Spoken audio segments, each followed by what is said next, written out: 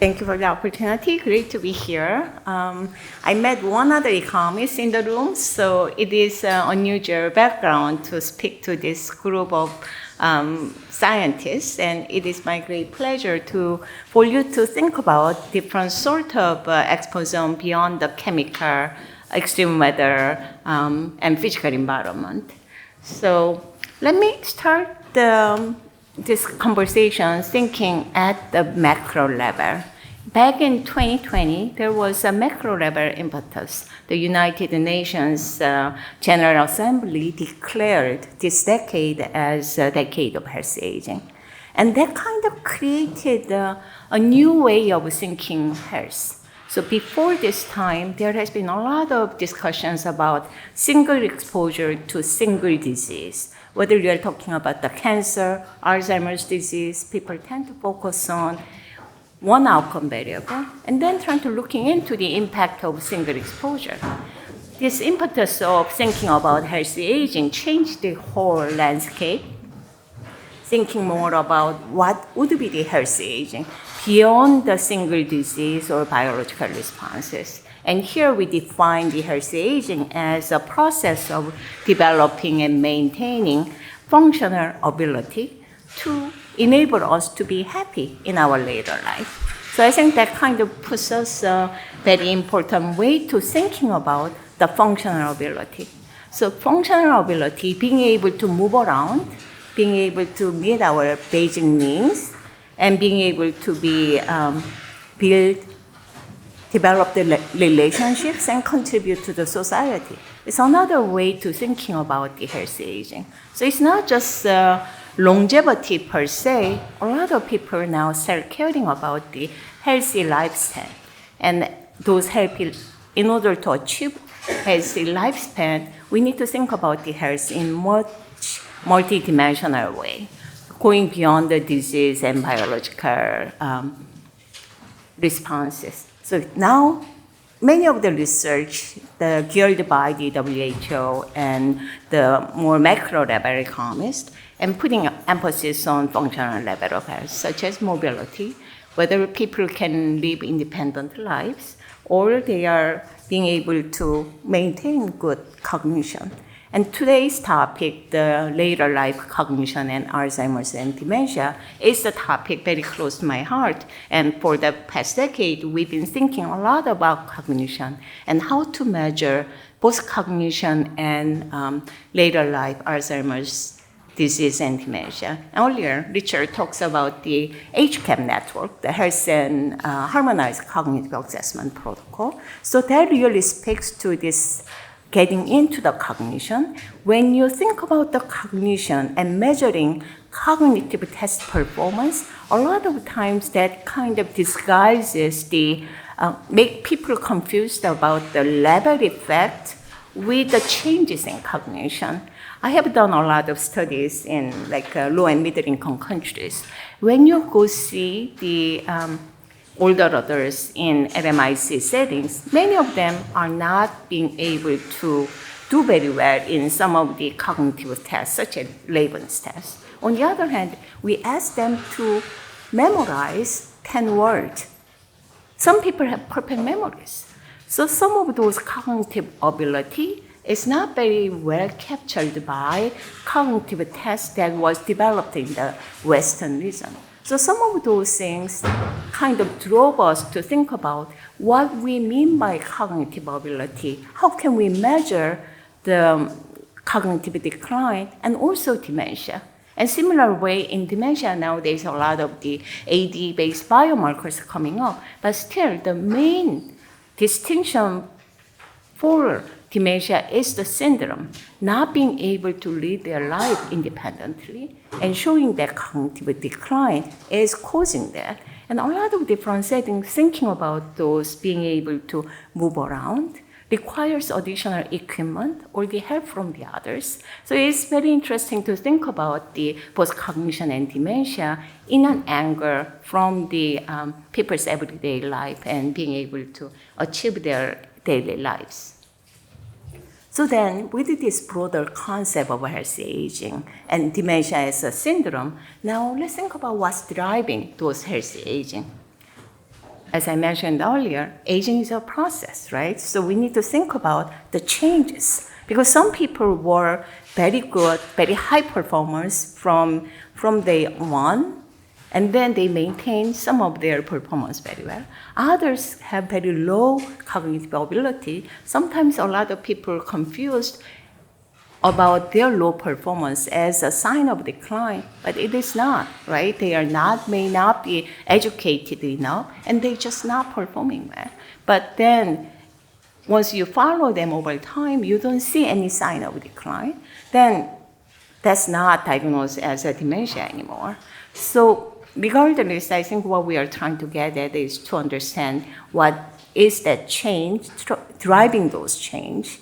And as we heard earlier, even AD, the genetics does not explain a lot. And much of it is the exposome that we are interested here to thinking about it.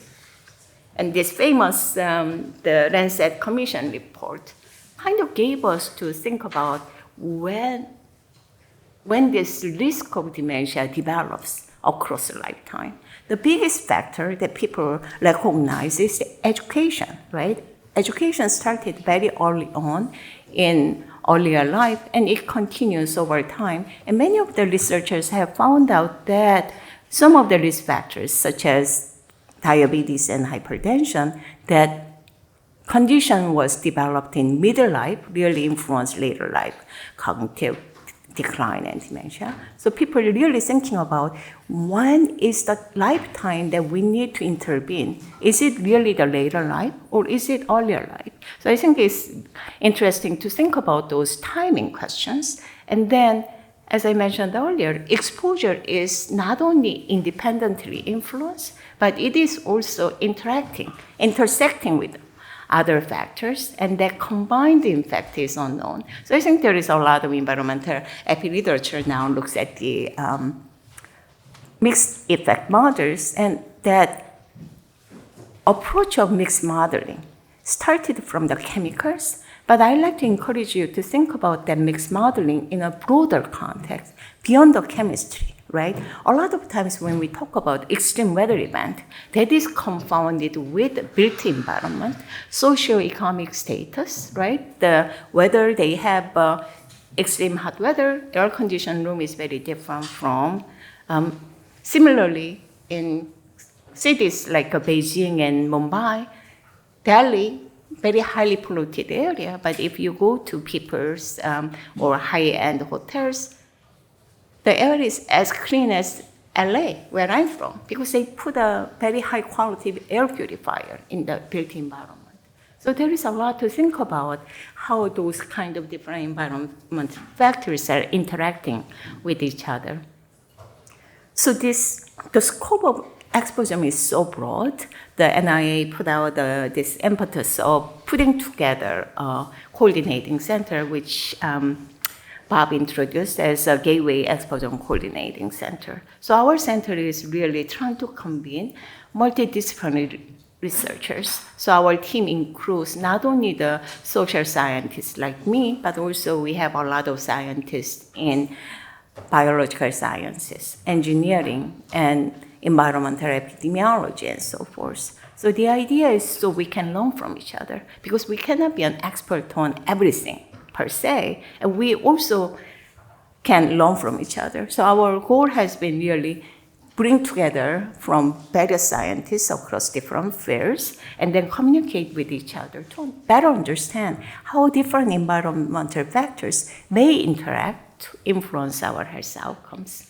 And one of our first activity has been to identify the priorities. Because exposome has been so broad, we asked the scientific community, what are the important topics we need to prioritize, work first, and then working on those to build the data, build the measures, and also provide the guidance. What would be the best measures? What are the high quality data? And make that available for the wider scientific community so we can use those open source data sources, measures, and guidance for larger research community can take advantage of. So thinking about our conceptual framework, we put a lot of emphasis on the context, the time, and geography, right? That determines what's available. Technology has changed dramatically from even a few years ago. And the geographical context determines the culture, what kind of culture one person is born, and also the resources available. And then there are larger contextual environments that's determined by various policies. And we'll get into more of the policy area that really shapes our world, right? And then within those larger world of whether it's a physical environment or policy, we have our immediate individual exposure that can be modified, as I mentioned earlier, and then that triggers responses, not only biological responses, but also social responses and psychological responses. So if you think about how we interact with environment, it's not only we are exposed and we are vulnerable to the environment, but we also modify the environment, right? So we can go out and, if there is too much light at night, then we put out the curtain and make it dark so we can sleep. Or we have too much high heat, all of us got a fan, so we can use the fan or put in air conditioning. So a lot of those things can influence our immediate environment, but also a lot of times people also change their overall context by migrating to another country, for example, or by the voting behavior. So political climate can also change. So we want to think about the dynamics of these environments and how human interacts with the environment. So as a coordinating center, we put out our approach as putting a lot of emphasis on thinking about overall social context, and then thinking about the timing and intensity and duration of the exposure, not only the accumulation, but also thinking harder on the mechanical pathways, because our goal is really trying to make an intervention to make things better so people can obtain the healthy life, and then putting the healthy life aging more broader context. So here are some of the examples how policy can influence our exposure throughout our life. We talked about education, but also we all know about how the policies on smoking bans or making the alcohol, whether it can be sold over the weekend, or in some of the Middle Eastern countries, you cannot just buy any of those. Many people introduce a sugar tax, salt tax. There are different ways to intervene. And then there is work. And a lot of the findings, work kind of gives us being cognitively engaged and being able to maintain our cognitive reserve. We again intervene in people's work activity by pension policies, right? The retirement policies. People have to leave the work at certain age in many of those countries. So a lot of ways that policy actually influence our health and brain aging activities. And we talked about the timing. Here is a timing of intensity and duration. I have a team of my junior colleagues work on currently a HEAT project. What we are struggling is that how long, how many days, consecutive days of exposure to the heat will have an impact on health outcomes? Or is it really degree of the heat? Or is it many of the repetition of the heat? Those are very important methodological questions, but that matters, right? And people also tell me about the relative heat, because coming here is a 20-degree difference I learned, but when I go to a country like India, it's over 100 degrees at this time of the year. It's all the time. So people are already resilient to that kind of system. So a lot to think about in terms of timing, intensity, and duration, but it is not only the chemical exposure. If you think about something like widowhood or divorce, that also matters a lot. When the widowhood happens, how painful the divorce is, that all has a different degree of impact on the health. So I think there are a lot of interesting research questions you can think about. And then here is what we are thinking in terms of mechanistic thinking. All of us know that green space matters. It has a positive health impact. many of us think. But what are the really pathway? Is it because if there is a green space, then people can go out and exercise? That it is more of triggering the everyday exercise? Or is it because the tree canopy provides the shade so we can be protected from the heat? Or is it the park enable us to socialize with our friends? So that gives another pathways. So knowing about those pathways help us to thinking about what would be the most effective policy interventions or what would be most effective public health interventions. So I'd like to invite you to think about not only just NDVI, more about thinking about which aspects of green space really have an impact on the health outcomes.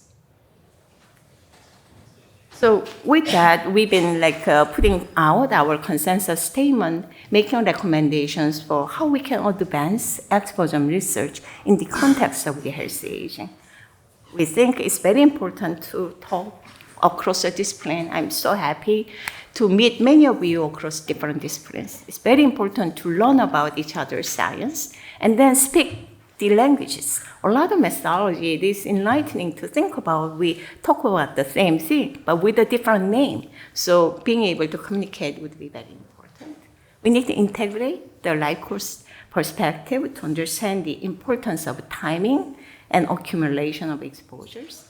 And then the systematic quantification would be very important. I mentioned about the policy earlier, right? A lot of people think healthcare systems policy, universal healthcare is important, but that is so broad. We cannot just change, US cannot be a France, right? And the North American, African country cannot be all of a sudden having a Scandinavian system.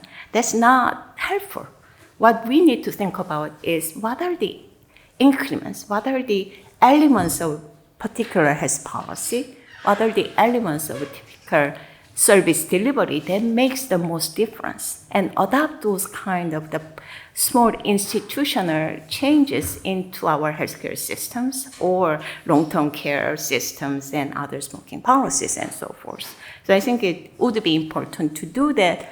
In order to do that, we need to quantify the policies in a systematic way so we can evaluate its impact by pulling the data across different data sources. And we talked about the importance of mechanical thinking to make those kind of recommendations. And then I think it would be good to think about this new technology, the streams of new data. So let's talk about all of that a little bit more.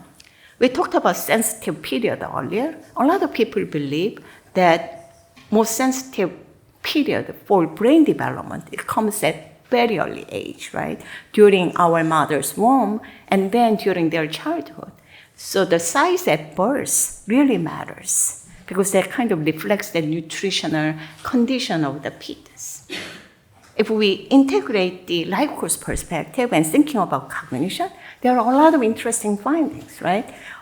Early life education is important in brain development, and it has a very high association with cognitive level differences. But once you control for cognitive level differences, if you are interested in the slow cognitive decline, then what we found is it's not the early life education, it's later life socioeconomic status is really influencing people's cognitive change. Then there might be like a poverty elevation policy would be more effective for preventing cognitive decline per se. So integrating those kind of life course perspective to understand what matters at what timing would be important. The famous figure again. I think that the importance of thinking about time dependence is again combined with methodological challenges. So it's no longer accumulation, then we want to know when it happens, it matters, right? And also the sequence matters. Is it really when somebody got injured by a fall, and then this person get into a hospital but does not have health insurance? Or is it because this person is so poor and therefore they are living in a poor neighborhood, so they person fell down?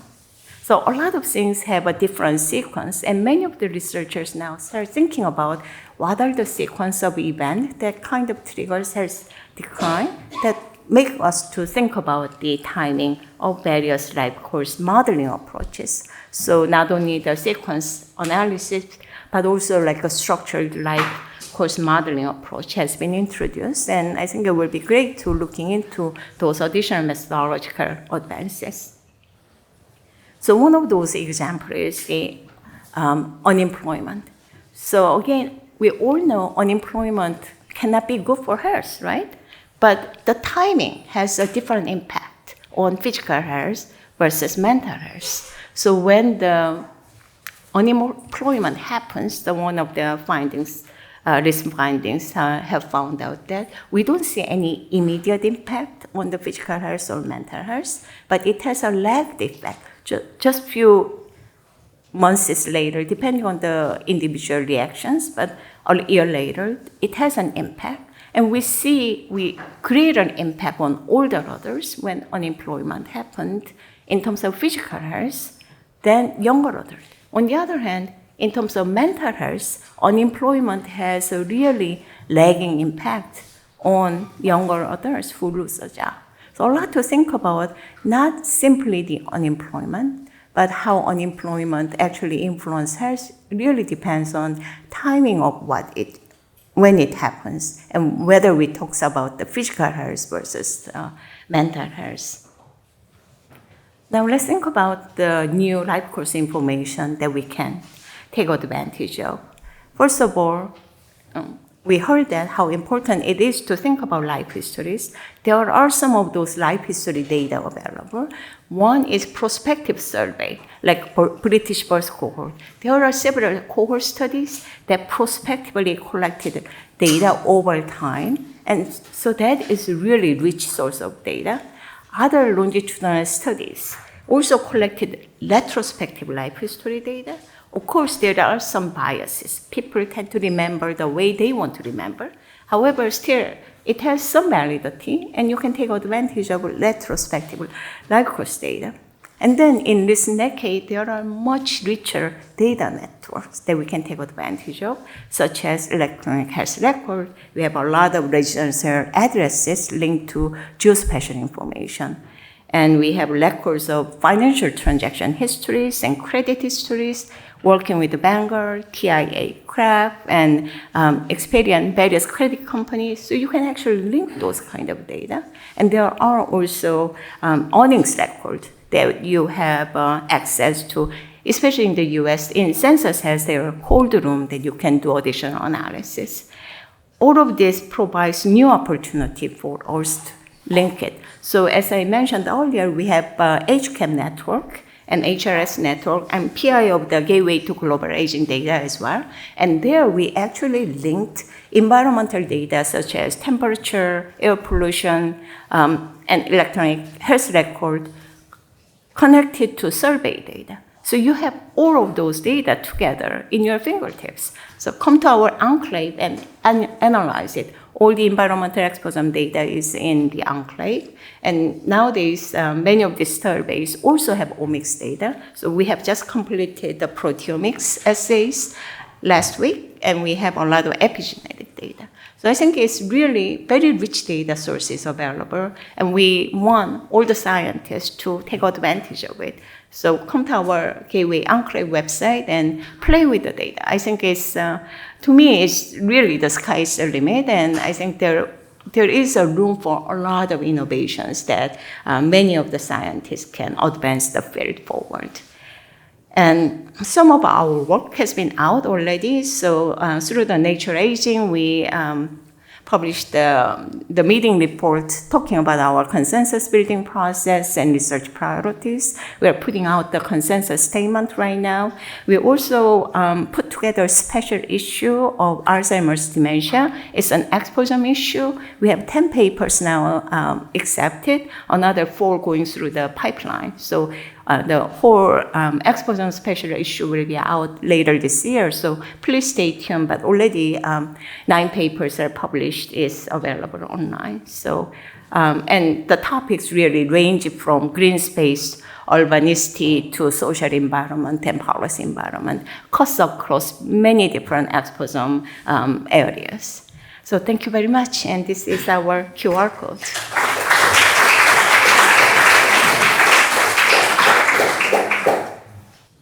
Thank you very much, great talk.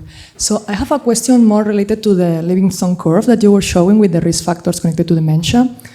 The conclusion of this study is that around 45% of the cases can be prevented.